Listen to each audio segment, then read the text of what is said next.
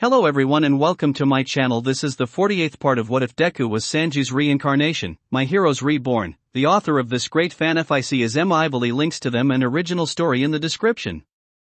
Chapter 48, Camping Trip. It was finally time for camp. Everyone had gathered outside of school as Aizawa told them how to handle it and how the camp was for training. Oh man! This is going to be so exciting! Cheered Toru. I just hope I won't get too lost. Sighed Mashireo.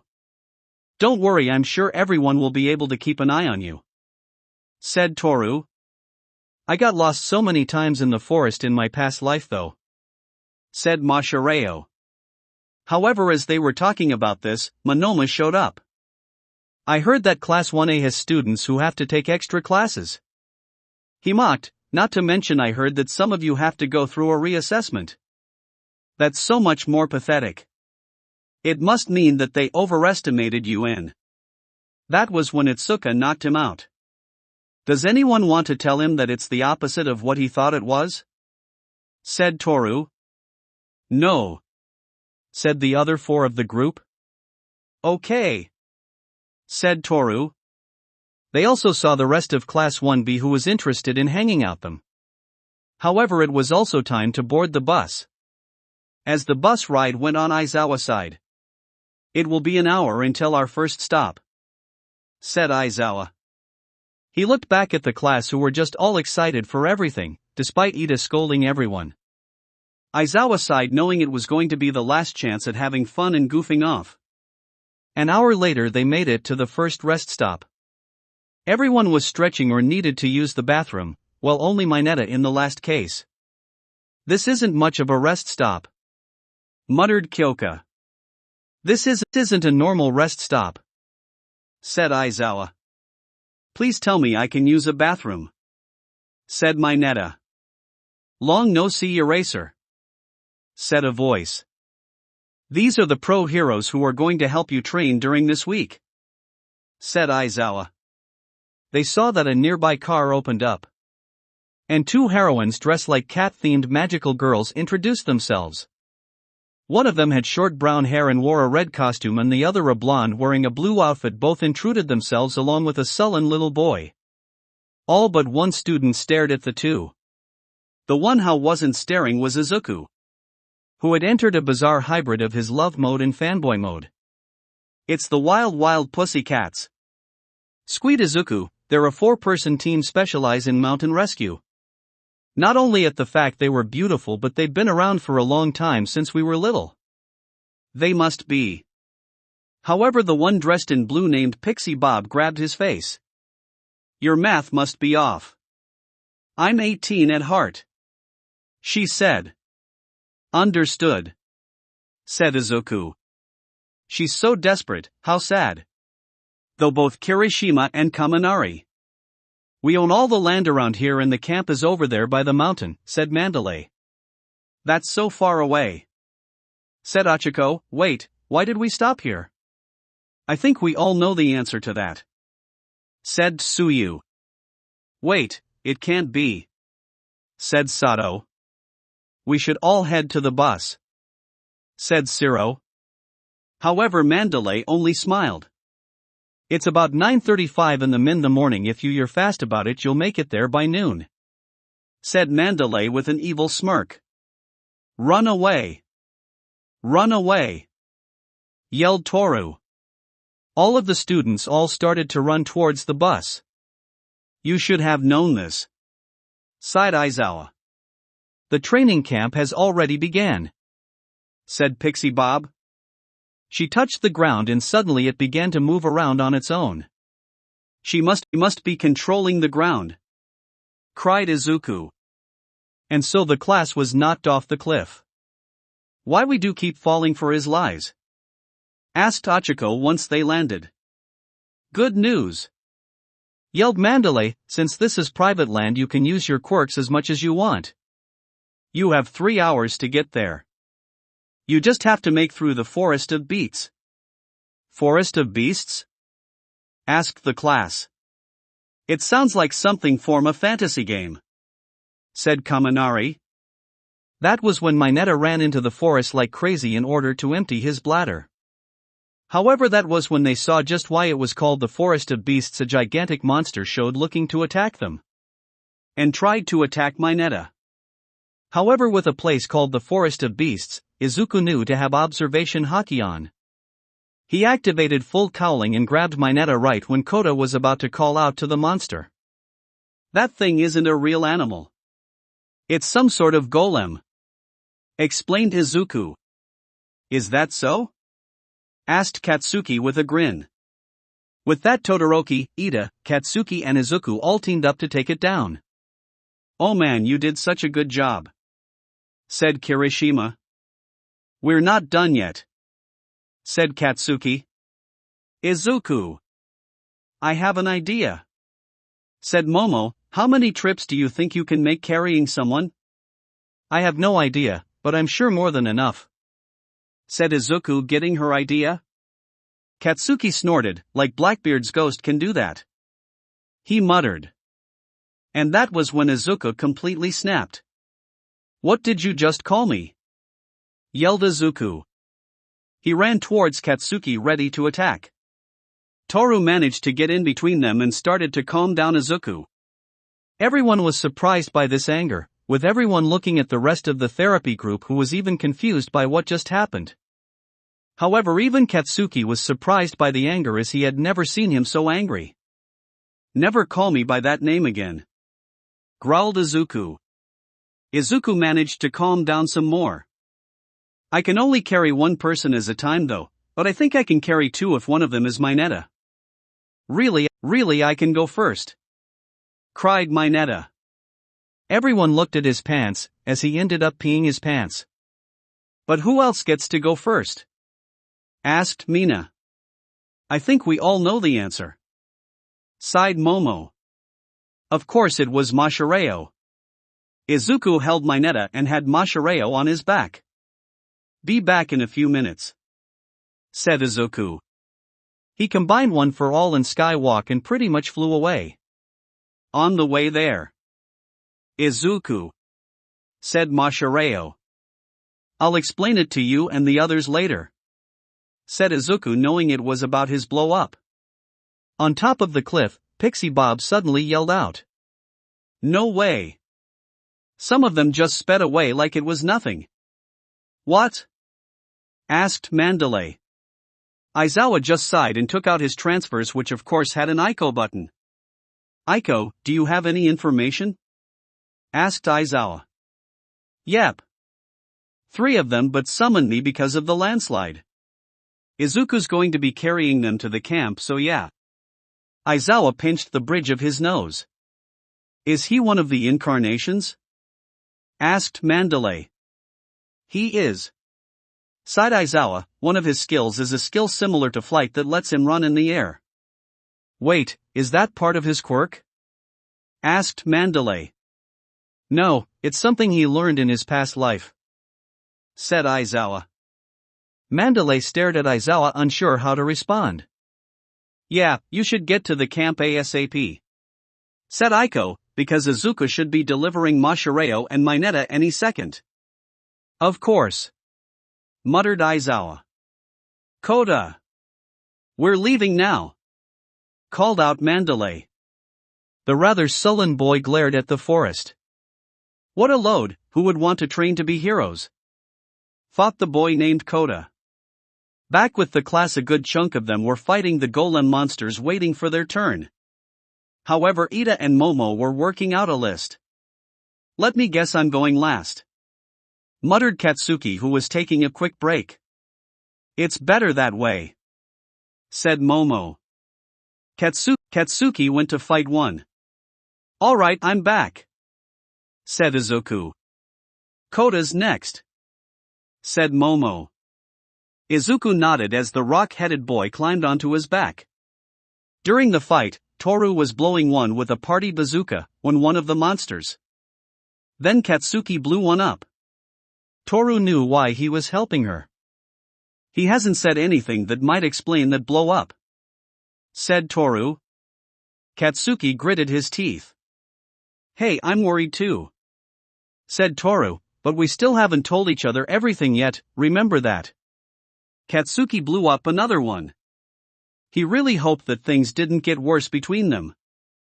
In between 5 to 10 minutes Izuku would return and pick someone up. Whenever it was someone in the therapy group he did telling them same thing he told Mashireo that he would explain it later with everyone. After a couple hours it was finally the final trip. With Katsuki riding on his back. "This is fucking embarrassing," muttered Katsuki. "I'm sorry about earlier," said Izuku. "I haven't told the others yet, but there was a pirate named Blackbeard in my old world." Katsuki's eyes widened. Especially he didn't think Izuku would tell him why he snapped. "He was a bastard and one of my crew's worst enemies," muttered Izuku. "Seriously?" asked Katsuki. "I guess the name is one of those universal things when comes to pirates," said Izuku. "How much of a bastard was he?" asked Katsuki. "Let me put it this way, my captain was a guy who preferred not to kill. He was the type of guy who preferred to think that killing them would be too kind, let them live to see their dreams crumble," said Izuku. Katsuki was confused.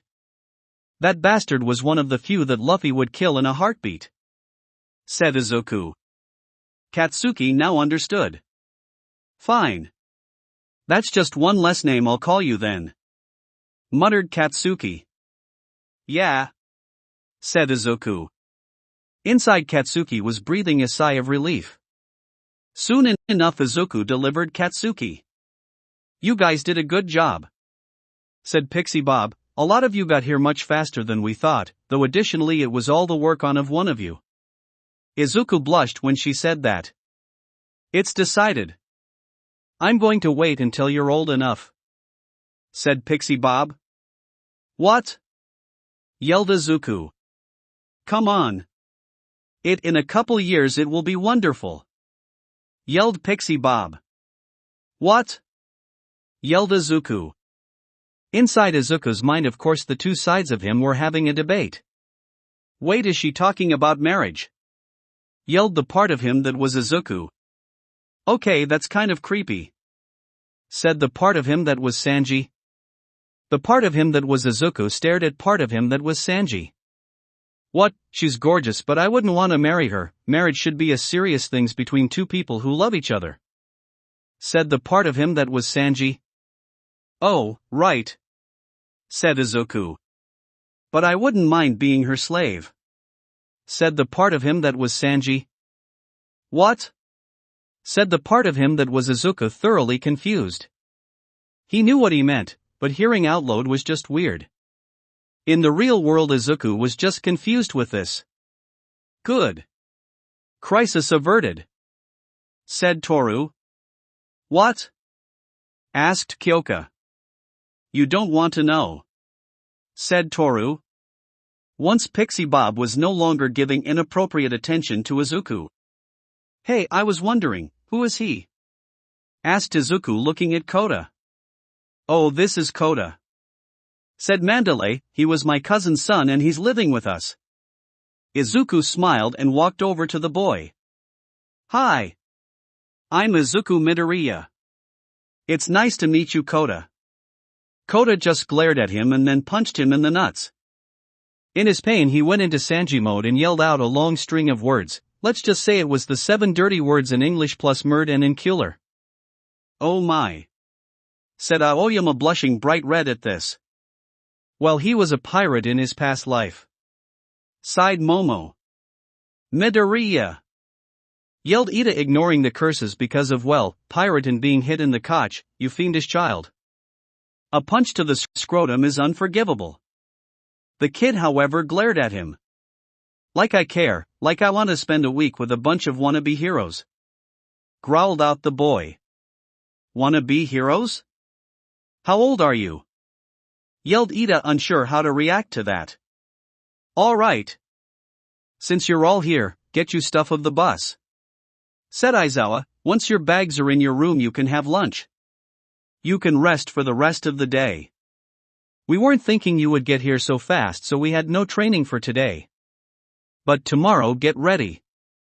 Your training will start." Once they brought their stuff to their rooms, it was lunch, and thankfully Izuku had recovered. Though everyone was staring at him. I knew French in my past life too, he admitted.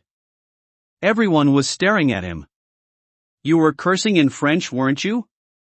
Asked Todoroki. No one blames you though, sighed Mashireo. Izuku blushed. Wait, how does languages work in your past life? Said Siro. I have no idea, sighed Izuku. However, after lunch, Izuku knew that there would be an impromptu therapy session, as he knew he had to explain what happened. And he told the same thing to Katsuki, but in a greater detail. I know I should have brought it up sooner, said Izuku. It's fine, said Momo. I already told Katsuki, sighed Izuku, and I apologized. Oh good. I was worried, since you know things are better between you two, said Toru. Wait. I still haven't told him about that yet, sighed Izuku. I don't know how well he handle it. That's why you don't want to tell him? Asked Mashireo. I'm telling him he was on the same level as genetically altered sociopaths, muttered Izuku in Sanji mode, and then came out of it. I don't know how well he would take it. You're right, sighed Momo.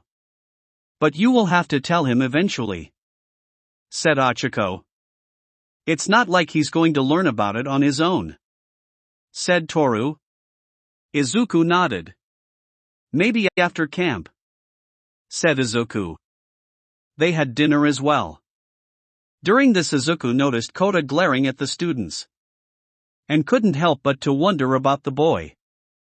However, after dinner it was time bath, and it was at Hot Springs. Mineta gazed at the wall. Wait, please tell me you're not going to peep, yelled Izuku. He was shaking. However, Ida and Mashireo knew it was bad, as did Kaminari. Don't peep in front of Midoriya. It will cause him to faint again. And Aiko will reveal your internet history, yelled Kaminari. What? Asked Kirishima. Don't ask, muttered Kaminari. Aiko? Asked Siro. You don't want to know, said Todoroki. Izuku. Don't focus on him, said Mashireo, grabbing his friend. But, said Izuku. Just don't think about what's on the other side of that wall, said Mashireo. That was when Mineta began to use his quirk to climb the wall. And ignore Mineta, said Mashireo, just focus on something else. Ida was scolding Mineta for doing that. However, this turned out to be a huge mistake, as Kota had stopped Mineta from peeping on the girls, causing the great perf to fall on Ida's face. But first, you should learn how to be a decent human being first, scolded Kota. Thank you so much, Kota, called out Mina. The young boy looked towards the girls and got an eyeful, causing him to fall off the wall as well. Thankfully, Izuku was able to catch the boy before he hit the ground. He brought him over to Mandalay, as he had fainted during the fall. Thanks for catching him, said Mandalay. Aizawa warned me that your class had an avatar of pure lust, so I had Kota guard the wall. Mandalay looked at Izuku. I also heard about your own peeping problems, said Malady with a sly smirk. Izuku blushed bright red. You didn't pass out, so that's good, said Mandalay. My past life personality sometimes clashes with the one from this life, said Izuku. I heard, laughed Mandalay. Izuku looked at Kota and sighed, thinking about what he said and how he reacted earlier. So, I'm wondering, he doesn't like heroes very much, said Izuku. It's rare for someone his age to not like them. I mean, I admired them so much when I was his age, it's my dream, but you're very observant, said Mandalay. Maybe if he had a normal childhood he would like heroes, but what happened? Asked Izuku. It was Mandalay's cousins, Kota's parents. They were heroes too, said Pixie Bob entering the room with tea, but they were killed. It was a villain, 2 years ago. Kota was still so small, said Mandalay on the verge of crying. They died protecting citizens a way that true heroes go, but to a small child how do you explain to him that they died an honorable death, but to him it was his entire world. To him his parents left him behind. And all the while they were being prized because their sacrifice was a noble one. Honestly, he doesn't seem to like us that much either. We're heroes like they were. I think he feels like he's stuck here because he has nowhere else to go. Heroes just don't make any sense to him. If his parents hadn't been heroes, they would still be here. Izuku wasn't sure what to say at this. After all, what else was there to say? And that was only the first day of camp. Granted, there wasn't much training, but the next day would really start their training. If only the rest of the camp was going to as smoothly, well, Izuku carrying everyone, not the part getting hit in the nuts. The rest of camp would have been like that, but yeah, camp was getting started and none of them had any idea what was going to happen. That will be it for this part. I hope everyone enjoyed. If you did, please leave a like and comment if you want part 49.